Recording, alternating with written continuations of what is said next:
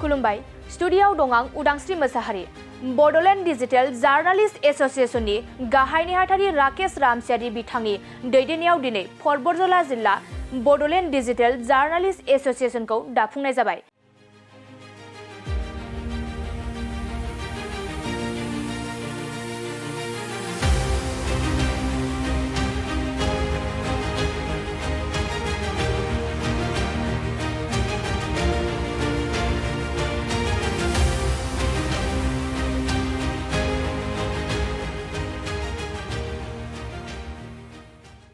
बड'लेण्डनि खौरांगिरिफोरखौ खौसेथि लाखिनो थाखाय थांनाय 2019 मायथाइयाव जोनोम मोननाय बड'लेण्ड डिजिटेल जार्नालिस्ट एस'सिएशनआ खामानि मावगासिनो दं।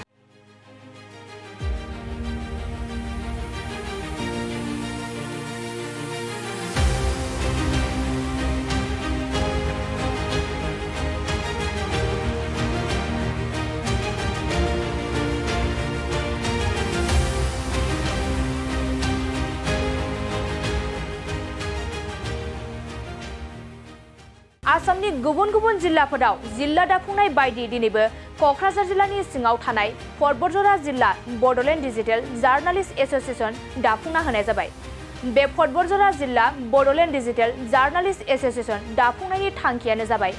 गासै खौरांगिरिफोरानो खौसेथिनि गेजेरजों खामानि मावलांनो आरो गोबां माखासे थासारि एबा जाथायफोर जायोब्ला खौरांगिरिफोरा खौसे जानानै जुजिलांनो दाफुंनाय जायो। बेफोर माखासे थांखिफोरखौ लानानै बतझर जिल्ला बड'लेण्ड डिजिटेल जार्नालिस्ट एस'सिएशन दाफुंनाय जादों। मख'जाथावदि बे बतझर जिल्ला बड'लेण्ड डिजिटेल जार्नालिस्ट एस'सिएशन दाफुंनायाव आफादगिरिनि बिबानाव बड'लेण्ड रादाबनि गागि खौरांगिरि गौरी ब्रह्म आरो गाहाय नेहाथारि महरै बड'सानि खौरांगिरि सोमखोर ब्रह्म बिथांमोनखौ बिबान होनानै दाफुंना होनाय जाबाय। दिनैनि हाबाफारियाव आलासि महरै बड'लेण्ड डिजिटेल जार्नालिस्ट एस'सिएशननि गाहाय नेहाथारि राकेश रामसियारि, लेङाइ आफादगिरि मैखोम बसुमतारी, बुंथिगिरि मोगथां बसुमतारी, अनजालु हाज'वारि आरो ओनसोलनि खौरांगिरिफोराबो नुजाथियो। बे समाव बड'लेण्ड डिजिटेल जार्नालिस्ट एस'सिएशननि गाहाय नेहाथारि राकेश रामसियारिया मा बुंखो मिथिना लानि फै। गिबियावनो आङो बड'लेण्ड डिजिटेल जार्नालिस्ट एस'सिएशननि जानानै बे समाव आं गासैनिसिमबो गाहाम हामलायनायखौ जासिबाय। दिनै बतझर बड'लेण्ड डिजिटेल जार्नालिस्ट खौरांगिरि गौथुम थामहिनबा जों बेवहाय जिल्ला महर जों होदों दिनै दानाय जादों आरो बेवहाय जोङो आफादगिरि महरै जों मोननो हादों गौरी ब्रह्म आरो नेहाथारि हिसाबाव जों मोननो हादों सोमखोर ब्रह्म बिथांखौ जों मोननो हादों आरो जों बेवहाय गुबुन गुबुन जायगाफोराव जोङो नैबे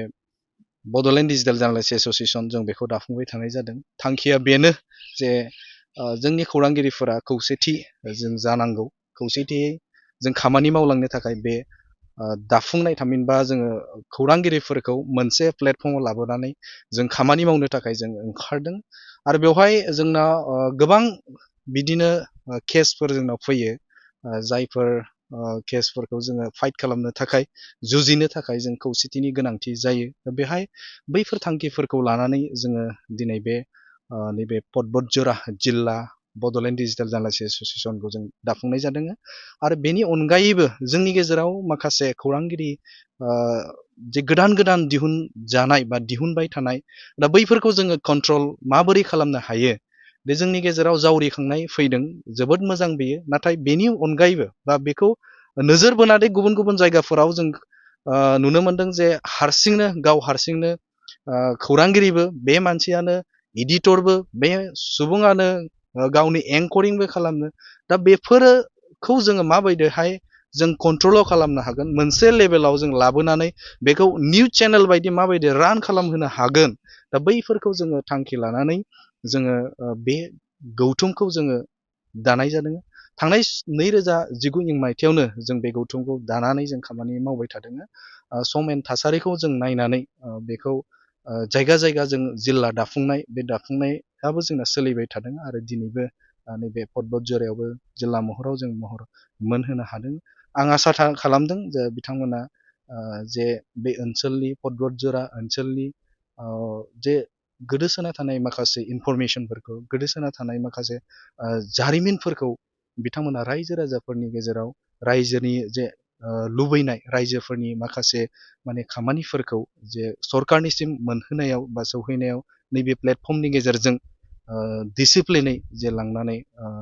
जे इनफरमेसन बेखौ जेन होनो हायो आरो सरकारजों नुहोनानै जे खामानि मावहोनायाव मदद होयो आं बेखौ आसा थिदों आरो जों लुबैदों जे बर'नि जेसेबांखिनि खौरांगिरिफोर दङ बेयो खौसेयै थानानै जेन खामानि मावलांबाय थानो हाथों आं बेखौ मिजिंथिदों दिनै खोब मोजाङै जों नैबे बतझरानिनो नैबे गेस्ट हाउसाव मोनसे गेस्ट हाउसाव बेवहाय जों सावरायलायनाय जादों मिरुनिफ्राय जोङो लोगो आफादगिरि महरै मैखोम बसुमतारी बिथाङा दङमोन जोंना बुंथिगिरि महरै मोगथां बसुमतारी बिथाङा दङमोन आरो जोंजोंनो लोगोसे मेम्बार हिसाबाव बिथां अनजालु हाज'वारि बिथाङाबो जोंजों लोगोसे दंमोन आरो बतझरानि जेसेबांखिनि बर' खौरांगिरि दं बे खौरांगिरिफोरा ज' थानानै दिनैनि जोंनि बे बतझरा जिल्ला बड'लेण्ड डिजिटेल जार्नालिस्ट एस'सिएसनखौ दाफुंनाय जाबाय दा बे हिसाबाव जोङो खोब गोजोननाय मोनदों आरो बिथांमोनखौ नैबे ओनसोलनि जाखिनि बेवहाय माहारियारि आफादफोर दङ राजखान्थियारि आफादफोर दङ गौथुमफोर दं दा बैसोरो जे बिथांमोनखौ जेन खामानि मावनायाव जे स्पेस होयो जायगा होयो आं बेखौ खावलायदों आरो मदद होलायनानै जोंनि खौरांगिरिफोरखौ जेन इयुनाव मोजाङै जे दैदेनलाङो थामहिनबा बिथांमोनखौ लेंहरनानै जे खौरां बुथुमनायाव हेफाजाब होयो आं बेखिनिखौ खावलायबाय गोजोन्थों। नोंथांमोना गावबा गावनि गथ'खौ सासे राफोद गेलेगिरि खालामनो गोसो दं नामा? रायजोआरि हादरारि हादर गेजेर थाखोसिम गेलेगिरि खालामनो गोसो दंब्ला नोंथाङा गोबाव दा खालामसै। सासे राफोद रोंखा-राखा गेलेगिरि खालामनो थाखाय नोंथाङा जानजि खाफ्रादो आरो मुं थिसनहैदो। चिरां जिल्लानि सिङाव थानाय सोलिफु फोरोंसालि बल्लामगुरि काराटे एकाडेमि फोनांजाब राहा 8720903713 बड' हाउस काराटे एकाडेमि